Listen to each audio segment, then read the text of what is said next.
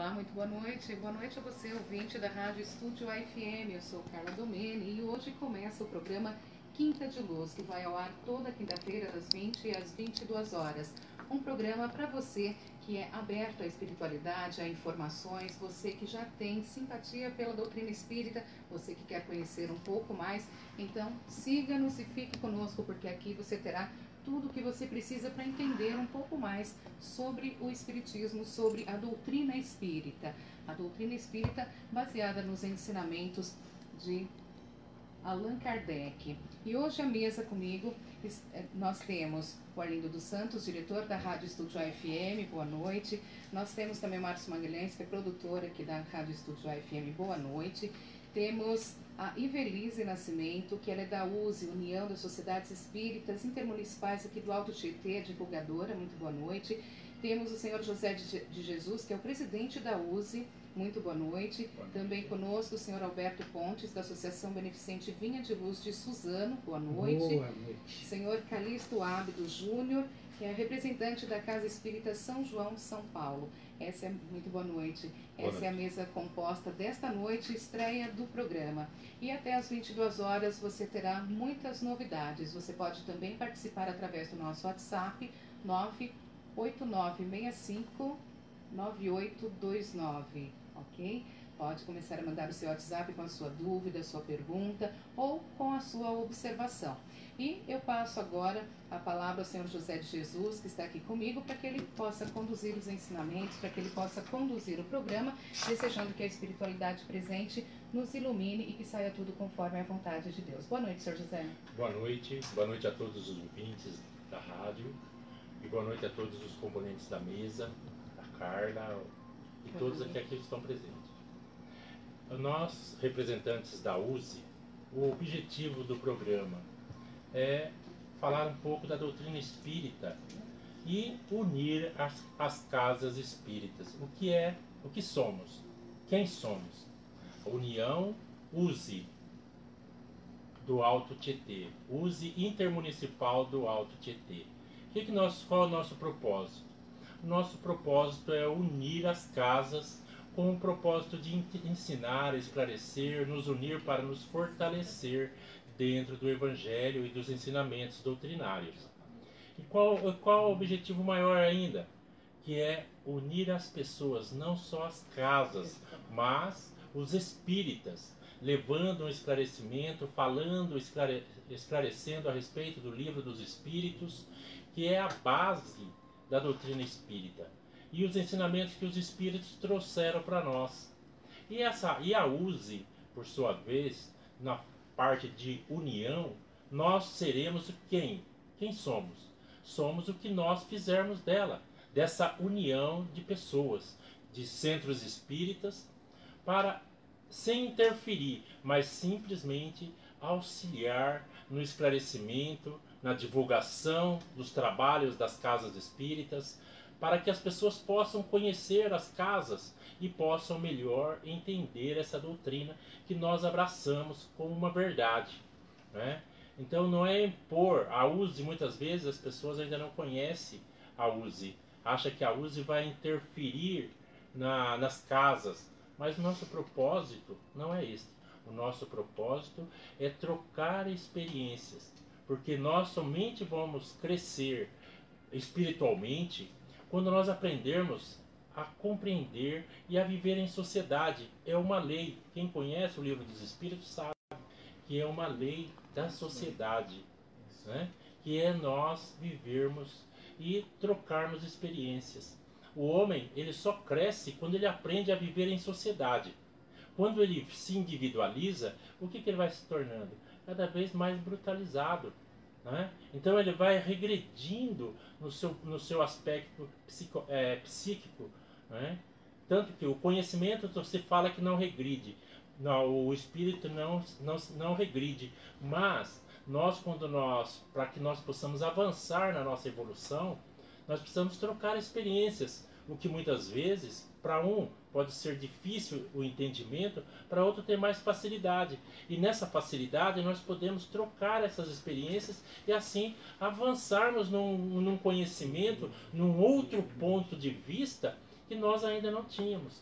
Esse é o propósito da USE. E sempre foi unir para nos fortalecer.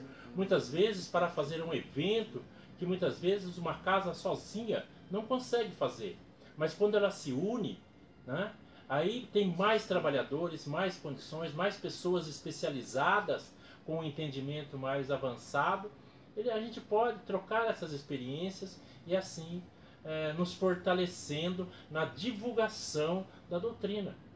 Porque senão muitas vezes nós ficamos presos na nossa casa e não entendemos que nós somente vamos aprender e desenvolver esse trabalho que Jesus pede para nós e a espiritualidade pede para que nós façamos, que é divulgar a doutrina espírita, né? Então nós estamos tendo aqui com a rádio essa oportunidade. E com a USE, nas nossas reuniões, né, de trocar experiências, trocar conhecimento, falar das nossas necessidades. Muitas vezes as pessoas, as casas espíritas, estão passando por um perrengue e ela não divulga, ela não fala com ninguém, ela tenta resolver aquilo tudo sozinho e ela não consegue. Por quê? Porque muitas vezes tem vergonha, ou muitas vezes aquilo que nós vemos que a doutrina espírita e Jesus combateu, que é o nosso orgulho, que é o nosso egoísmo. Nós queremos fazer tudo sozinho e não é assim que nós vamos conseguir divulgar a doutrina. Tem casas de centenárias aqui na nossa cidade e naquilo, não sai daquilo. Será que é isso que nós temos que fazer? Ficar sempre fazendo a mesma coisa? Eu aprendi uma coisa quando eu trabalhava ainda, quando você entra numa empresa, durante 2 anos você aprende. Depois, se você ficar 20 anos fazendo o mesmo serviço ou na mesma empresa, se você não for promovido, você somente vai estar repetindo aquilo que você aprendeu. Então, se você não mudar o seu modo de pensar, o seu modo de agir, você vai continuar tendo o que você sempre teve. Não tem por que ser diferente, você não faz nada diferente. E o que a doutrina espírita faz, nos ensina, é buscar algo novo, buscar o conhecimento novo. Porque, na verdade, todo o conhecimento que nós adquirimos da doutrina espírita não é nada novo.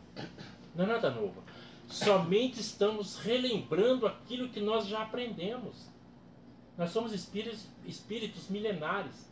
Segundo alguns historiadores, diz que nós já tivemos 600, cada um de nós aqui já teve no mínimo 630 reencarnações, né? Então isso significa que nós trazemos uma bagagem bem grande, né, de conhecimento e experiência, né? Então precisamos observar um pouco e se unir para que nós possamos divulgar com mais intensidade, com mais entusiasmo, porque o que nós precisamos é entusiasmo. Sairmos, nós temos uma doutrina de alegria. Nós falamos de amor, de vida. Nós não falamos de morte, falamos de vida. E para falar de vida, nós temos que ser alegres, viver a vida, que essa vida, que esse dom, essa oportunidade que o Pai nos deu.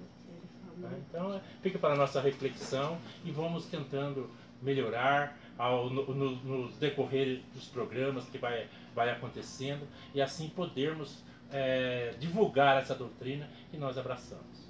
Bom, então essas foram as palavras iniciais do Senhor José de Jesus, presidente da USE, União das Sociedades Espíritas Intermunicipais do Alto Tietê. Então, sintetizando as palavras do Senhor José de Jesus, a USE, ela, através do amparo, ela vem unir as casas espíritas para que possa aí dar um segmento a todas, para que todas falem a mesma linguagem, todas façam um trabalho de união das suas casas e para que elas se beneficiem desta união. Ok, senhor José. Agora, gostaria de perguntar ao senhor Alberto, que está aqui conosco, o senhor Alberto Pontes, da Associação Beneficente Vinha de Luz de Suzano. Senhor Alberto, estamos falando em doutrina espírita. O espiritismo é uma religião? O espiritismo, boa noite a todos.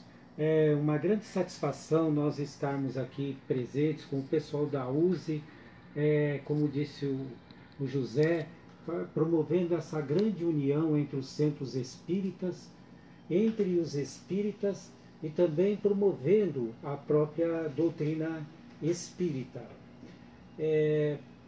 Repita a pergunta, por gentileza. Nas suas considerações iniciais, gostaria que o senhor comentasse se nós estamos falando de doutrina espírita. Sim. Né? Então, para o nosso ouvinte que está conhecendo agora, o espiritismo é religião? Nós podemos considerar como sendo uma religião, porque Kardec fez a seguinte colocação: filosofia, ciência e religião, né? No sentido de religar o homem com Deus. Então esse trabalho de nós, o trabalho mediúnico, o trabalho do reconhecimento da criação divina, é um trabalho que nos religa com Deus, nos religa com a criação. Também nós temos o ponto de vista científico, que nós encontramos no livro dos médiuns. É extremamente importante essa relação entre o homem encarnado e o homem desencarnado, porque o espírito que nós entramos em contato nada mais é do que um homem que viveu aqui na Terra e que está vivendo neste momento lá no plano espiritual, embora tenha a possibilidade de estar em contato conosco, por exemplo, nos inspirando para as melhores situações. Por exemplo, um parente nosso desencarnado, ele pode nos inspirar para o caminho do bem, para que possamos realizar algo em favor da nossa família, em favor de nós mesmos. Então, esse contato com o plano espiritual é a parte científica. E também nós temos a parte filosófica, que é um tanto mais complexa, mas que é extremamente importante no que diz respeito ao homem entender. Alberto, muito obrigada. Agora o senhor Calixto Ábido Júnior, que está aqui como representante da Casa São João São Paulo de Mogi das Cruzes, gostaria, senhor Calixto, que nas suas considerações iniciais o senhor explicasse para o nosso ouvinte, o ouvinte que está hoje acompanhando esse primeiro trabalho, que o senhor, na verdade, desmistificasse o conceito leigo que se tem, muitas vezes, de uma casa espírita. Quem chega a primeira vez, ou quem não tem informação, mas tem curiosidade, vai entrar numa casa espírita e o que vai encontrar? Vai ver espíritos voando, vai ver fantasmas, vai ver o quê? As pessoas pensam muito nisso, vai ver mesa mexendo, vai ver o quê? Então, gostaria que nas suas considerações, senhor, por favor, desmistificasse um pouco esse conceito, explicasse para o nosso ouvinte o que é uma casa espírita em si, o que ele pode encontrar quando ele entra pela primeira vez. Boa noite a todos aqui do estúdio, boa noite a todos os ouvintes. A casa espírita é um templo de oração e prece. Nós não temos... O diferencial da casa espírita é a atuação ou a manifestação dos espíritos. Entretanto, nós vemos em muitas casas que o espiritismo ainda é experimental. Mesmo as manifestações mediúnicas, elas não ocorrem com aquela frequência de um centro que tem esse trabalho mais desenvolvido, com médiuns mais aptos, mais preparados. Então, quando nós chegamos numa casa espírita, nós vamos ver um trabalho peculiar, específico. Nós não veremos uma unidade de formatos de trabalhos nas casas espíritas. Nós temos sim uma linguagem comum, que é a linguagem espírita. O Alberto falou que o espiritismo é religião, de fato ele é religião. No início, Kardec não tinha esse estudo, esse trabalho como religião. Entretanto, com o tempo, ele foi percebendo que era sim uma religião, porque o espiritismo ele tem por objetivo de nos religar, né, entre nós e de nós com o Criador. Então, o objetivo é essa religação, ou esse religamento, né, mais propriamente dito. Então, eu sempre gosto de dizer que espiritismo é filosofia, ciência e religião. Muitos falam ciência, filosofia e religião, mas eu prefiro dizer filosofia porque é algo dito que é comprovável cientificamente. Se nós formos nos centros, nas casas, nós veremos essa linguagem comum e as práticas, elas são semelhantes, embora os formatos de trabalho sejam diferentes. Agora, quando nós chegamos numa casa espírita, nós não vamos ver nada muito diferente. Nós vamos fazer uma prece, né? Nós vamos vibrar por alguém, desejar que alguém se restabeleça caso esteja enfermo. É o trabalho de qualquer outra religião. E o objetivo de toda religião é esclarecer, e o Espiritismo não é diferente. Agora, eu lembro até que eu vi uma vez na Veja uma reportagem nesse sentido, no sentido da pergunta que você fez, né? Porque muitas pessoas imaginam que chegando na casa espírita vão ver coisas miraculosas acontecerem, e não é isso que acontece, né? Verdade. Obrigada, Sr. Calixto, pelas considerações. Agora, eu abro aqui para toda a mesa participar algumas explicações que eu acho bastante pertinentes para o ouvinte que está nos acompanhando neste primeiro programa. Kardecismo, né, como popularmente conhecido, visto que o codificador foi Allan Kardec, é uma doutrina, uma religião que tem em torno de 200 anos, então historicamente considerado muito recente. Senhor José, acho que essa parte histórica assim, é bem pertinente ao senhor, né? Essa parte da parte histórica, o que o senhor pode acrescentar de informações ao nosso ouvinte no que diz respeito assim, ao início da doutrina? Primeiro, Allan Kardec é o codificador da doutrina. O que isso significa? O que é codificador para o leigo que ainda não conhece a linguagem espírita? Kardec, quando ele foi convidado a participar das manifestações das mesas girantes, que na época estava ocorrendo na França e praticamente em todo o planeta Terra, e ele até ficou meio descrente, porque ele não acreditou muito. E quando ele viu aquilo, ele ficou impressionado. Opa, se tem alguma coisa mexendo e dando respostas, é sinal que existe algo inteligente.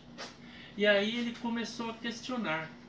Mas uma coisa que falar de Kardec é assim, Kardec já era um estudioso do Evangelho de Jesus, dos ensinamentos de Jesus. Quem está na revista espírita, numa da revista espírita, não me lembro qual delas, mas ele fala o que ele fez até os 35 anos, mais ou menos. Ele era um estudioso, porque ele via que todos estavam buscando o mesmo conhecimento, o mesmo ensinamento. E todas as religiões protestantes, a religião católica, né, e outras religiões cristãs, buscavam e ensinavam e falavam do mesmo livro, do mesmo Jesus. E ele estudou muito, e ele queria fazer uma religião unificada. Só que ele não conseguiu fazer. Aí ele desistiu, ele já estava com mais de 38 anos mais ou menos, e ele desistiu, porque a vida toda ele estudou e ele queria unificar essa religião. E foi quando, depois ele tinha parado já continuou lendo, mas não largou de tentar unificar a religião, os ensinamentos de Jesus. Aí foi quando começou as manifestações das mesas girantes, e ele foi ver e ele começou a questionar, né? E nesse questionamento ele fez o quê? Ele fez perguntas e os espíritos davam respostas. Que tipo de pergunta que ele fazia para esses espíritos que se manifestavam? Pergunta que nós sempre fizemos, tirando as nossas dúvidas, só que nós não tínhamos uma resposta muito clara a respeito de determinados assuntos. E a partir daí, o que ele fez? Começou a codificar. Começou pedindo. Codificação significa selecionar as perguntas, as respostas que ele tinha. Então ele fazia as perguntas, mandava para os grupos que estavam se formando e eles mandavam as respostas, né? Tanto que no Livro dos Espíritos, para quem não sabe, é o primeiro livro, né, da codificação, e ali tem 1019 perguntas e respostas, fora as opiniões dele, né? Que ele ali também ele coloca a sua opinião a respeito de determinados assuntos, né? E alguns espíritos também dão a sua opinião a respeito de determinados assuntos. Mas as perguntas eram as perguntas que nós sempre fizemos. E ali ele tinha várias respostas, vários tipos de respostas.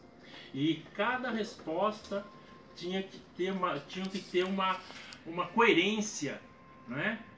Tinha que ter um sentido lógico, né? Para que ele pudesse dizer, esta é uma verdade. Tanto que depois muitos perguntam, eles usam um método experimental para ver se realmente aquilo era verdade, né? Um método científico. Por quê? Ele como professor, pedagogo, já tinha editado alguns livros, ele tinha essa base, essa bagagem para poder selecionar. Aí podem falar assim, então os ensinamentos é de Kardec? Não, os ensinamentos é dos espíritos. Os espíritos foram que trouxeram esses ensinamentos para o homem. E quem são esses espíritos? Espíritos que viveram na Terra, que tiveram uma experiência aqui na Terra. Então, para a gente, desculpa interrompê-lo, então para a gente entender bem, as primeiras manifestações espíritas, então, que originaram a doutrina espírita, elas se deram aí através de manifestações físicas, ou seja, mesas flutuantes, cadeiras, enfim, móveis que se deslocavam dentro de casas. Isso passou a chamar a atenção de moradores, das pessoas, que então tentaram aí entender o que estava acontecendo. Naturalmente, imagine há 200 anos atrás na França, não é? Quer dizer, um país europeu que na época aí, isso em qualquer parte do mundo há 200 anos não se tinha hoje o conhecimento que se tem hoje. Então imagina aí toda a surpresa, todo o medo, enfim, tudo que envolveu esses fenômenos. Porém, o senhor está dizendo que foi comprovado cientificamente que aquelas manifestações eram realmente espirituais, né? Eu acho que esse ponto assim, é muito importante para o nosso ouvinte entender. Por quê? As perguntas que eram feitas, uma mesa não tem como responder algo material, não tem como falar, como apontar. Então ele deduziu que tinha algo inteligente ali que utilizava daquele instrumento para poder escrever, para poder se manifestar, para poder indicar um outro rumo, né? Para que naquele momento. Mas antes, as manifestações, quando começaram, foram levadas para teatros. Então as pessoas iam nos teatros para ver aquelas manifestações, porque aquele era um show que as pessoas pagavam para assistir. Então a elite da época, né, pagavam nos teatros para assistir essas manifestações, né? Então ali, ele vendo tudo aquilo, então todo aquele movimento, né, e um amigo dele convidou a participar, a ir para conhecer, e ali ele se interessou e iniciou-se a busca dele por esses ensinamentos e por essas respostas, porque perguntas ele tinha muitas, tanto que 1019 perguntas, né? Então ele tinha bastante perguntas que nós também temos em relação a nós, em relação ao nosso comportamento, por que determinadas situações ocorrem com umas pessoas e com outras não, por que eu estou aqui, de onde eu vim, para onde eu vou, né? Então tudo isso, o que é Deus ou quem é Deus, que a pergunta que ele fez foi o que é Deus. Ele não fez quem é Deus, o que é Deus. Então os espíritos responderam, e vários responderam, e ele usou uma lógica para aceitar essa resposta. E dessas mais de 1000 perguntas, você que está acompanhando o programa Quinta de Luz, saberá aí ao longo das próximas quintas-feiras, ao longo dos próximos programas, o que dizem essas perguntas, né? Elas serão estudadas aqui. Para o senhor Alberto, só uma parte. Sim. Inclusive o marco do Espiritismo foi nos Estados Unidos. Os fenômenos começaram a ocorrer nos Estados Unidos, em Hydesville, não foi com as irmãs Fox. Né? Esse é o marco, é o início, o marco inicial do Espiritismo a gente pode dizer que as manifestações sempre ocorreram, né? Nós não podemos dizer que começou aí, elas sempre ocorreram. Ao longo da história nós temos manifestações várias, né? Agora, do ponto de vista do espiritismo, o marco é em Hydesville com as irmãs Fox. Então as manifestações começaram a ocorrer, os raps, né? Aquelas batidinhas, aquelas pancadas, tudo aquilo começou a chamar a atenção daquelas irmãs, daquela família, não é isso? E elas, por um tempo, foram desenvolvendo um trabalho bem primário, bem inicial, e que depois, inclusive, foi até contestado por eles mesmos, né? Porque eram, geralmente, os norte-americanos são ou estadunidenses, né? São evangélicos, né? Da reforma, protestantes. Então eles mesmos depois começaram a desdizer tudo aquilo que foi produzido por eles mesmos, ou por elas mesmas, ou pela família, né? Mas especificamente as médiuns eram as filhas daquela família Fox, as irmãs Fox, né?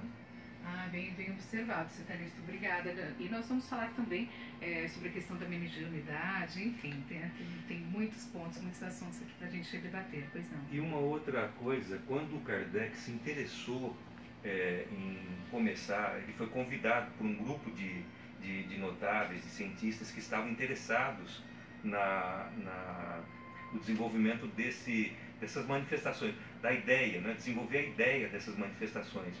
Ele recebeu 100 cadernos para começar o trabalho. E por que ele foi escolhido? Porque ele é quem tinha condições de organizar todos aqueles textos, né? Quer dizer, de uma maneira assim lógica, racional, num crescendo de ideias. Como disse o José, começando por o que é Deus. Olha, essa pergunta também que nós vamos aqui responder ao longo do programa, né? Acho que toda religião traz a principal interrogação nisso, né? O que é, quem é, onde está, né? Qual é a aparência, qual é a imagem. O nome dele, inclusive, né? É interessante o nome, porque ele não se chamava Allan Kardec, não naquela encarnação, né? Ele se chamava Hippolyte Léon Denisard Rivail, ou Hippolyte Léon Rivail Denisard, porque ele tem 2 registros, né? Então nós vemos numa obra que agora não me vem à cabeça, não me vem à mente, existem 2 registros, né? O oficial, se não me engano, é Rivail Denisard. Certo, maravilha. Essa parte histórica é muito, muito interessante, porque a gente começa a entender desde o início, né? E como Allan Kardec, né, o Allan Kardec era um pseudônimo. É o nome que ele teve numa das encarnações, quando ele foi um sacerdote druida. Aí até esses dias eu estava vendo na Discovery uma reportagem sobre essas religiões, e os druidas, eles são da época de Jesus, remontam à época de Jesus, até antes, né? Era uma das religiões, junto com os fariseus, os saduceus, enfim, aquele povo todo. Opa, maravilha. Se Alberto quer fazer um adendo... agora não.